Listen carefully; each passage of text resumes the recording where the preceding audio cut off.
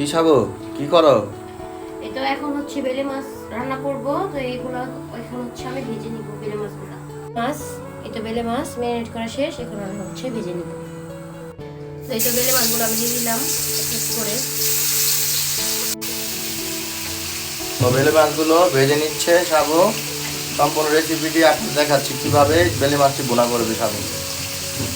এই তো আমার বেলে মাছ ভাজা শেষ, এখন হচ্ছে আমি পেঁয়াজ দিয়ে ভুনা করে নিব। তো এই তো পেঁয়াজগুলো দিয়ে দিল সাবু। তো পেঁয়াজগুলো ভেজে নিবে সাবু, আস্তে আস্তে সবগুলো দেখাবে, আপনাদেরকে দেখাচ্ছি, তাই তো?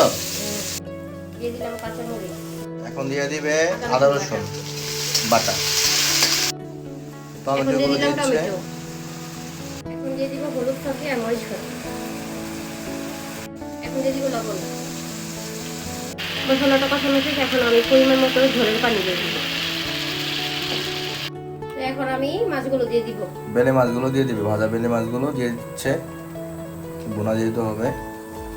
তো দেখতেই পাচ্ছেন সাবু বেলে মাছগুলো দিয়ে দিল। এখন এগুলো বোনা হলে আপনার দেখাচ্ছি, সাথে থাকুন। তো সাবু এখন জিরে ফাঁকি দিয়ে দিচ্ছে।